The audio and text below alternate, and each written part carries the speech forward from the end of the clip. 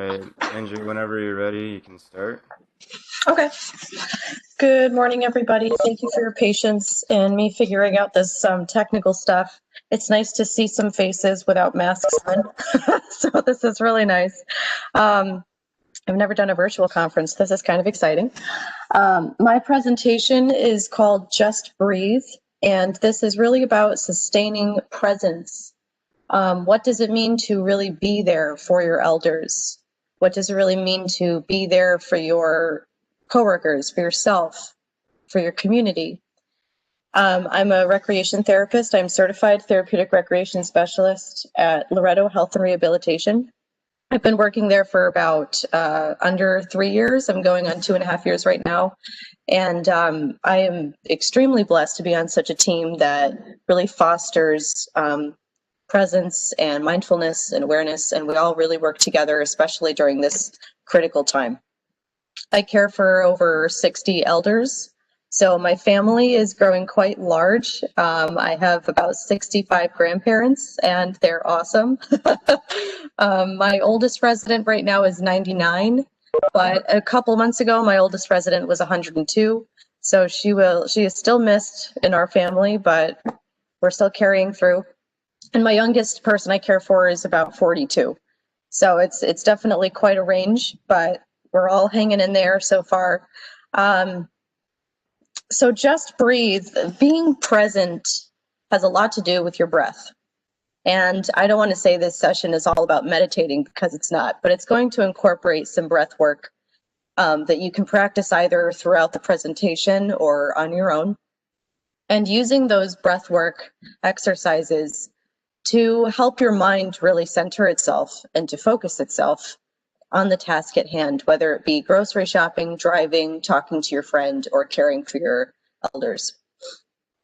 So these quotes I got from a fantastic video on YouTube by Rob Bell, and he talks about breath, and he goes into a more spiritual aspect of what breath means for us. I won't touch too much on that because I don't want to step on any spiritual toes here, but he says each day we take about 26,000 breaths, which is somewhere near 14,000 liters of air. We take somewhere between 4 and 6 breaths a minute, but most of us on average take about 16 and 20 breaths a minute. Experts say that from our breathing, we should get 99% of our energy. Most of us only access 10 to 20% of that energy. Having masks on, I'm sure we access even less. So it's important in our day to have those moments of breath, to be able to take yourself to a room where you can shut the door and, safely be able to take your mask off and just breathe. Take in those deep breaths in, exhale those deep breaths out. Really be able to gather some energy from your breath. Because once you're able to center your breath, you can center your mind and you can center your body, and you can move forward in a little bit of a calmer way. Hang on. Oh, here we go. So it all starts with one inhale and one exhale. I have down here the 6-to-6 method 3 times. This is what I personally do if I'm sitting at my desk. I count 6 as I breathe in, and I blow out 6 as I exhale. And I do that exercise 3 times. My level of breath, I like to do a lot slower and a lot deeper. I'd like if we can just take a breath and count 6 in and count 6 out.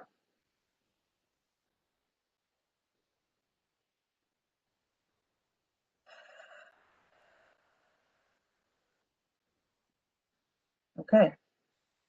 Now we're even a little more on the same wavelength than we were just a second ago, because we all did that breath together. So I have a fun way of saying presence, and I incorporate that word Zen into it, presence. The secret of health for both mind and body is not to mourn for the past, nor to worry about the future, but to live the present moment wisely and earnestly. Our good old Buddha said that quote. If you are present and quote unquote really there while listening, then that will also come through in your body language. So using that phrase really there for someone, It means, are you sitting right with that person, and are you actually in your chair thinking about what that person is saying to you, looking at them in the eyes, or at least towards their face? I know some of us aren't great with eye contact, but that's okay. You know, in the direction of the person talking, are you kind of leaning forward? Are you breathing calmly? Are you a safe space for that person while they're expressing themselves? Or are you looking around the room a lot? Are you fidgeting a lot? Are you turning towards your computer and typing while somebody else is talking to you? I think about at the doctor's office, actually, when you talk to the nurse practitioner, when you're talking to your doctor, they've got that walking computer standing in front of them, and they're staring at the screen, they're typing on the computer, they're kind of not necessarily facing you, and their presence isn't really there. They may be physically standing in the room, but are they really there? This gives the person talking a vibe and a feeling that you're really listening to what they have to say. And when it comes to elder care, that is 110% what your job is, especially right now. We're more of a therapist and less of a recreation therapist, at least on my end. We're more of that hand to be held. We're more of that shoulder to cry on. Right now, it's kind of shifting that job description so that it's more of a one-on-one contact rather than a large group contact. So being that one-to-one person, you've got to make sure that that presence is really there. But you need to want it within yourself too. Let's see here. I can click, it should go to the next slide.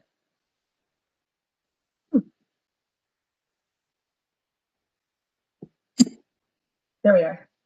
So the first step to being present is having conscious communication. Now, Deepak Chopra has a wonderful foundation, and I found his website online, and they talk about conscious communication. Emotional well-being flows from the ability to clearly communicate what you want in life. Now, elder care, they're not always able, that population is not always able to voice what they want. So on their end, conscious communication may come out in the form of a scream, or may come out in the form of crying, or throwing something, or pacing around the room a lot, or just breathing very heavily, or interrupting you a lot, or just calling out a certain name. Their form of conscious communication to voice what they need is not coming out in the way that we are conditioned to know what conscious communication is. So when people feel vulnerable, they commonly compensate by becoming demanding and threatening, believing that forcefulness will increase the likelihood of getting what they want. This ties back into that elder care notion. I have certain way of voicing that they have a need is by throwing something. I had one resident who once threw a trash can because he needed to go to the bathroom. Did not know how to say that. So it's about being on the level of recognizing that their conscious communication is not the same form that we have. And recognizing that difference will really help our practice. So practicing conscious communication can happen in just four steps. Before I continue, I'm going to preface this. I'm a second-degree Reiki practitioner. I practice Usui Reiki, which is healing touch, and I feel the energy of where somebody's pain is. Believe it or not, energy feels differently when it's in pain. And I'm able to pinpoint certain points on the body that are more in pain than others. And by having that healing touch resting on that point, it does improve over time. It's been proven to actually improve your digestive system, your immune system, and just your overall well-being, because it lowers your stress levels as well. So with each step that I have for conscious communication, I've included a mantra, and the mantra is altogether a grounding mantra that I would say before I would practice Reiki. And the mantra is, just for this day, I'm not angry. Just for this day, I am not worried. Just for this day, I am grateful. Just for this day, I practice with honesty. And just for this day, I'm kind to all things. I have kind of worked around that, and I've edited these mantras a few ways to say just for this moment, because living moment to moment in elder care is much more doable than living day to day. Because I'm sure we can all understand that 1 minute can be great, and the next minute something might shift, and you have to get to your back pocket activities and feel around for something different. So step 1, to conscious communication and presence. Breathe, slow down. With every inhale, gather joy, compassion, patience, and growth. Welcome these elements with each breath in. With every exhale, let go of what does not serve you in that chaotic interaction or event of a trigger. Release yourself of the conditions of fear, loss, doubt, and worry. The awareness and recognition of chaos is an opportunity to transmute or shift the energy of that situation. Be grateful for the recognition of what chaos feels like, as it is a mirror into what we don't need. So the mantra for step 1 is just for this moment, I'm grateful. Being grateful for what the trigger feels like. Because once you feel what it feels like, you know how to change it. And that's something that elders are not always able to do. And not just elders, there are different people in the world. Their emotional intelligence is a little different. And that's okay. All right. Hello. Oh boy.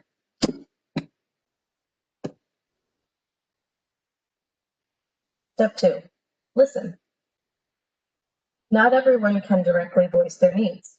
Be compassionate of this difference. An outburst of any kind may be their way of asking for help. We are all doing our best. Back of your mind while someone is talking to you is, am I really listening? What's going on behind the scenes? Am I really hearing them? I have a person who is very, very anxious and very stressed. And she expresses her anxiety by looking out her door a lot and asking where her medications are. That is her way of expressing her anxiety. So I think to myself as I talk with her, what could be causing this anxiety? What is really the deep-seated first step to this anxiety? Why is she constantly looking for her pills? Why is she always on the same schedule? What's going on here? It turns out there are certain days where she thinks about her deceased daughter more than others. And in her thinking about her daughter those days, that's when she becomes more anxious. I've noticed this trend just by observing her and really talking with her and really being there for her. And she voiced that to me. And so on days where she's feeling anxious, I come into her room and we say a daily prayer. And I have her talk about her daughter, Sarah. I have her talk about her. And we listen and we laugh and she cries and, you know, we really work out what she's thinking about that day. It could have been the anniversary of her birthday, could have been any kind of anniversary or just a moment that triggered her to think about her. And in talking about her daughter, the rest of the day, I noticed she does not look out her door as much. She feels a little bit more present. She feels a little more peaceful with what triggered that anxiety. So think about what's going on behind the scenes. Do you listen to your intuition? If something doesn't feel right, it probably isn't, but we can also change it. Step 3 is divine action, not reaction. Take advantage of your ability to control your actions and words that come next. There are no set paths to take to reach peace, but our perception of events along the way make all the difference. So it's not the path that you take, it's how you treat the path as you're walking. Take advantage of phrases that help everyone feel recognized. I hear you, I see you, you are appreciated. I can only imagine your situation and the feelings you must be having. How can I help you navigate through this? Fear is the best author, compassion is the best editor. That's something I thought of recently. So our mantra is just for this moment, I am compassionate. By saying these mantras as you are recreating or working with your elders or whatever your population may be, having these mantras in mind is really a great first step to being present, because you're thinking about things on more of an aware level. You're not just doing it for the sake of your schedule or for the sake of what your job is or just being directed by the day-to-day energy. You're taking control of what your presence is. And on a spiritual note, you're connecting. Step 4, the last step to conscious communication and therefore presence. Self-care. Always self-care and digest what you've interacted with. As infants, we rely on caregivers to provide us what we need for survival. As we age, we gather ways to communicate our needs to others. Becoming confident in telling yourself what you need will reflect in how you convey your needs to your community. Peace starts within. Never be ashamed of taking care of yourself. Your cup is only as full as you allow it to be. A closed office or room door does not always mean isolation. Take some moments of peace in your day. And don't forget to go outside. The joy of nature has no age limit. So the mantra for this last step is just for this moment, I welcome peace. Once you're peaceful within yourself, or at least you recognize what you need, the way you practice becomes much more compassionate, and your elders really can rely on you for that safe space. Right now, in the time of the crisis, a lot of fear is being circulated, a lot of uncertainty, definitely outside of the norm.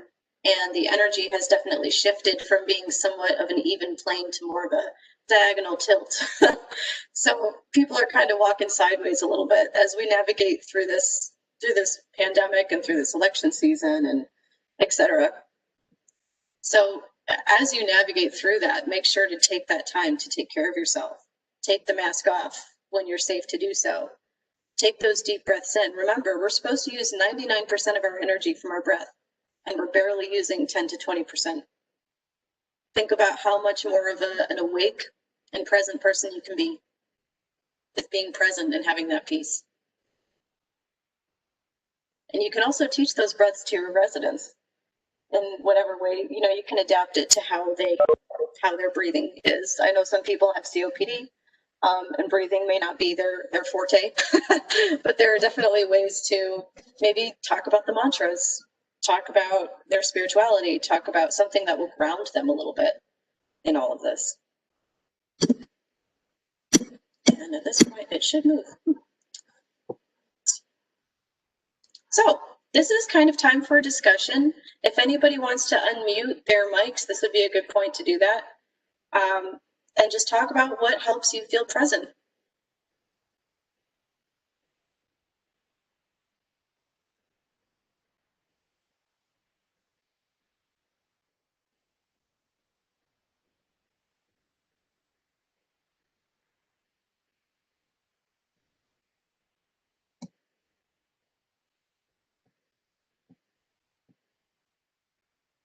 Anybody?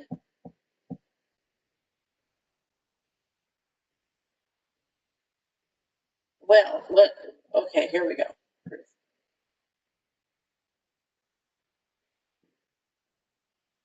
It says you can't unmute the mic. I tried that too, and it for some reason it did work eventually. Yikes. Are there ways to type it? Maybe we could just get like a conversation thread going.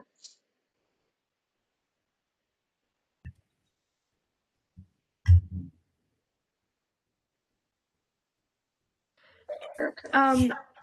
I've learned in the past like grounding techniques, like the 5 things you can see, 4 things you can touch, 3 things you can hear, and like so on, going through your senses, so that way like you can take a moment to just like relax and connect with your environment. Excellent. Thank you for sharing that.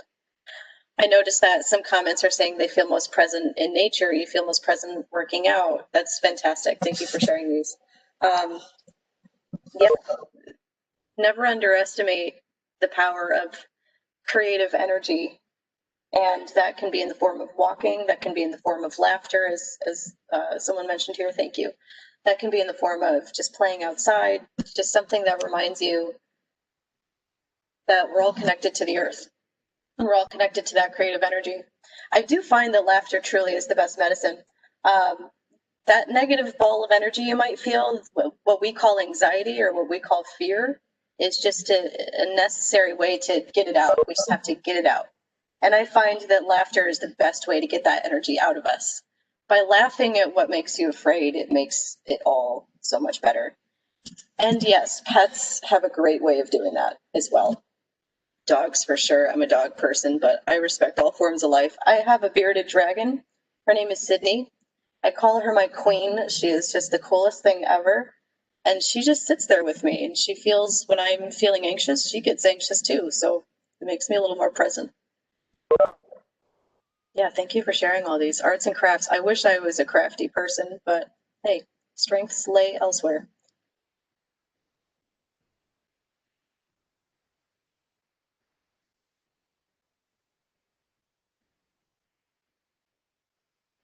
Exactly, yes.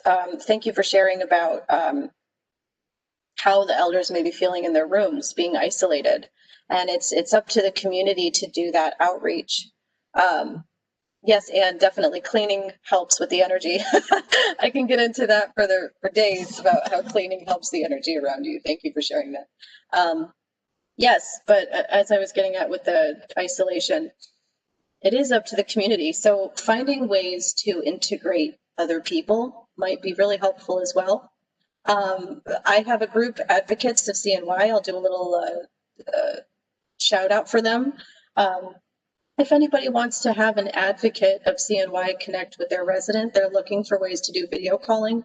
That they're looking to do Zoom calls or group games or anything that would allow them to connect with some of the older population.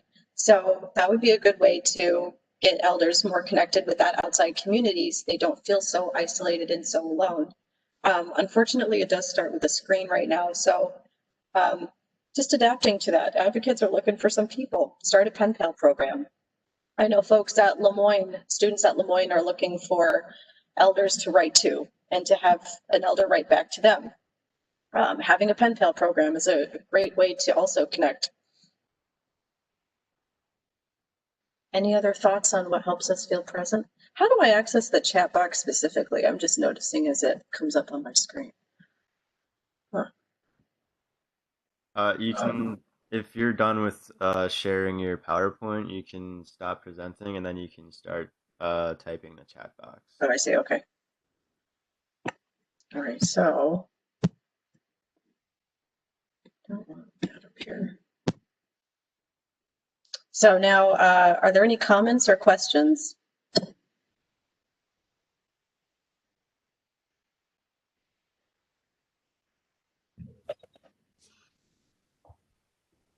Andrea? Yeah. This is Kristen Onderdonk.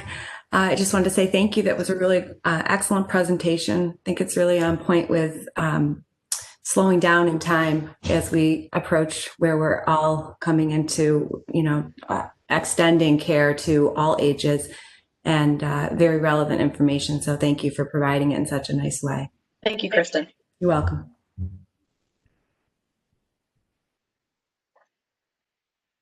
What is IDD? I see I have adults with IDD. That's very interesting. This is for Patty.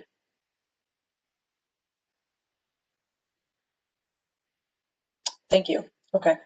Yeah. Thank you for that email. That would be fantastic. So it's interesting in such a disconnecting time where everyone is enforced to disconnect and everyone is enforced to distance themselves. It's interesting how everyone is actually very eager to connect in all of that. So don't fall for that energy. Don't fall for that fear that you're supposed to be away from people and you're supposed to disconnect, because that actually ends up hurting you more and making you less present. Because you can be present within yourself, but if you are exercising it with other people, it's like a muscle. How are you going to really be able to exercise?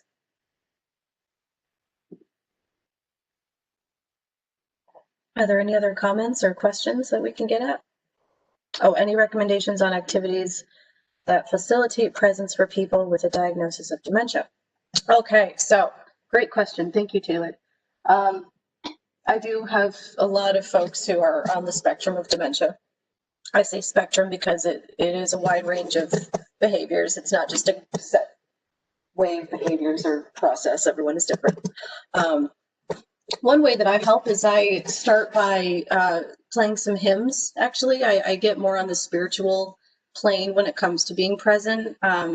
There are certain songs that folks remember from their times of going to church, and they remember feeling very peaceful and grounded when they sang those songs. So singing some of those songs or doing a prayer or getting everybody to kind of come together and bow their heads is actually a really great way to start a program. It makes them present in the room. If that doesn't work, I find dancing is a great way. On our specific memory care unit, we have dance parties like every hour. So doing that dance party gets everyone just moving and getting some of that energy moving around. And I do find that once we do those dance parties and breathe a little bit as we're dancing, we can then actually do another trivia program where we get a little more of a conversation going. And I struggle to keep residents focused. We'll continue to try these activities on, yeah, room-to-room basis. Absolutely. It's hard with that room-to-room basis. I hear you. I definitely hear you. What I've been doing also is we're testing out bingo, in a sense, where people can be in the threshold of their rooms, and you can stand at the end of that hallway, maybe with a microphone or somehow a way to project yourself, and have disposable papers and little stampers. Everyone gets their own individual stamper, and you can stand at that hallway and you can yell out, the bingo numbers, and people can still be playing their bingo, but they're still in their rooms, but they're still doing something as a group. I love Activity Connection, Amy. Oh my gosh, thank you. Yeah. Activity Connection is my spirit animal right now.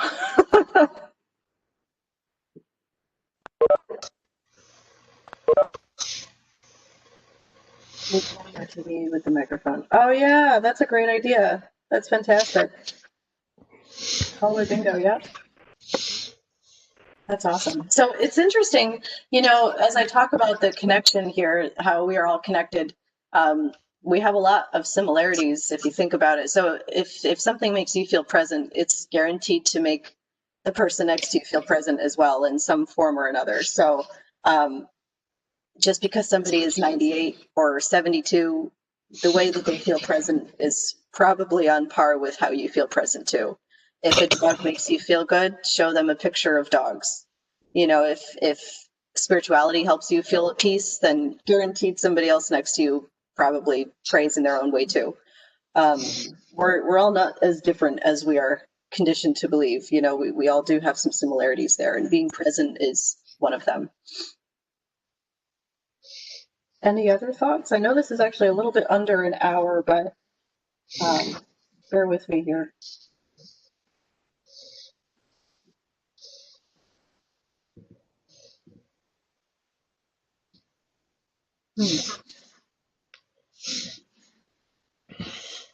We also have a Loretto channel where on one channel specifically, it's all about the menus, and it's family messages and YouTube clips of dogs and babies, and nature and people playing music, like orchestras and whatnot. That's on one channel.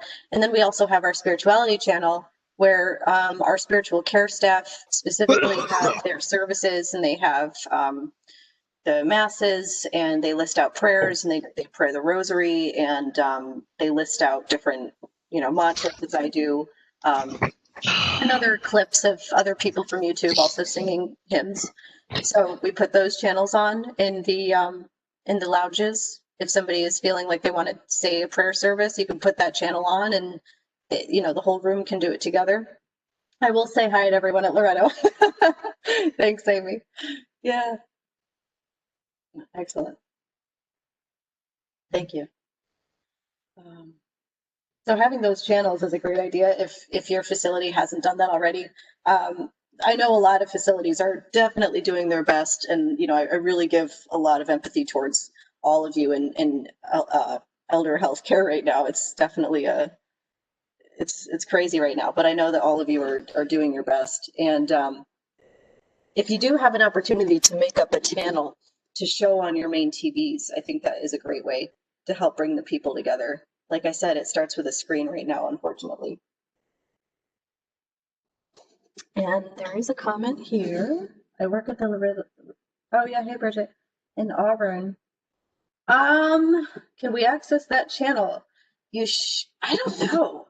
That's a fantastic question. I feel like it should be something that all of Loretto should be able to access, right? That's interesting. Thank you for that question. I'm going to bring that up to the team and see if there's a way to connect it. That's fantastic. Thank you. Can you share a contact or email to connect with? So Kristen, contact or email. Are you looking for someone at Loretto, or who specifically are you looking for? As far as the outside connections that I was talking about?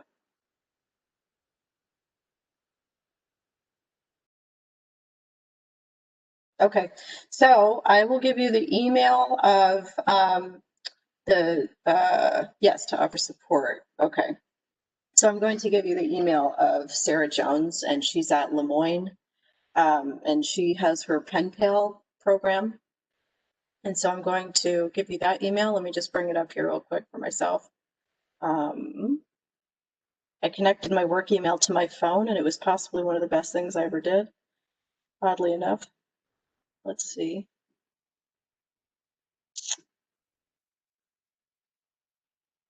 Thanks for your patience.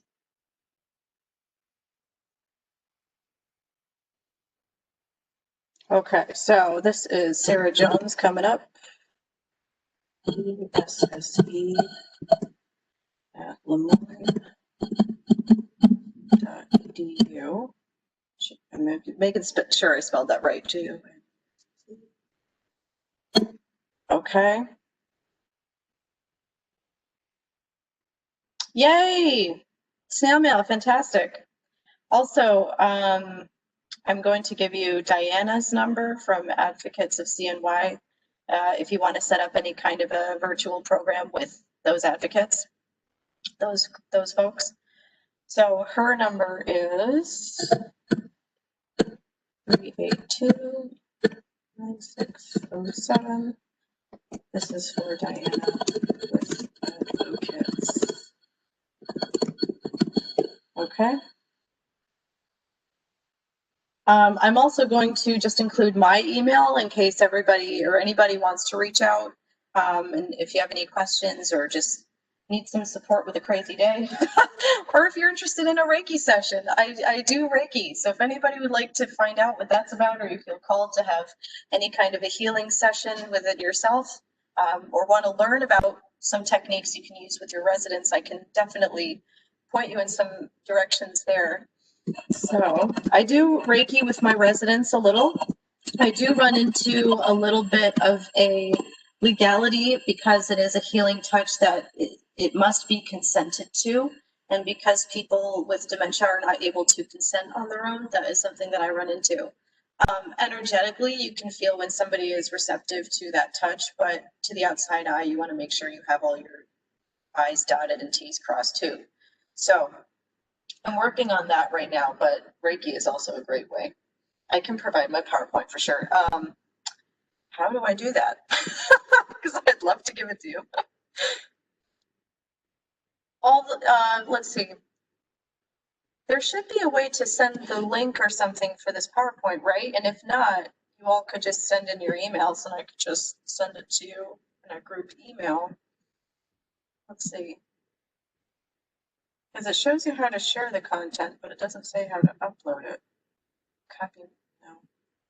Let's see. So how about this? Since I'm not sure how to actually upload the link, should be able to share and then people can download it. Okay, so I will just share that again. And you should be able, it's on my Microsoft Word. So you should be able to go into like a file save type thing, right? Or how would that work for you?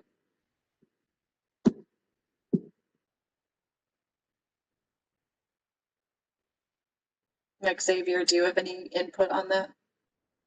So you want to just share the presentation? Yeah. So this meeting is being recorded, so oops, that's my alarm. This will be on YouTube later. If anyone wants to refer back to it in the future, this whole presentation will be up there. Oh, okay. So this is something they can access anyway. Yes. Okay.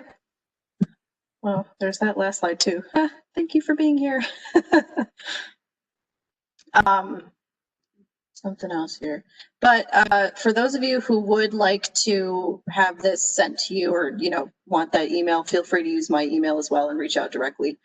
And I'm looking forward to everyone else's presentations as well throughout the day. I'm looking forward to hearing everyone's input and education style. And I really appreciate everyone's presence and patience today. Andrea, for anybody getting CEUs, do we have to do anything? So this one, unfortunately, doesn't offer a CEU. That was a little bit of a communication error, and we weren't able to get everything set up in time to have it CEU approved. So that is my fault. I apologize.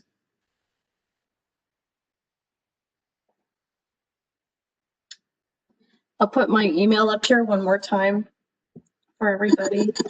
It's just my first and last name at cortland.edu. So if you need to access what the name is, it's on that PowerPoint presentation as well. Andrea Canale.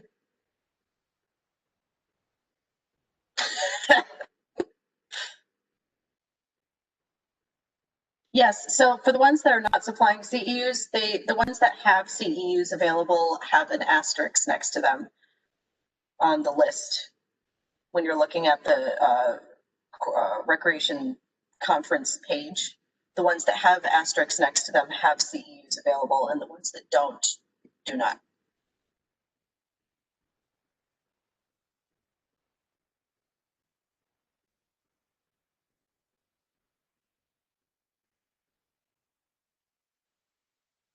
Any other comments or questions before we wrap this up?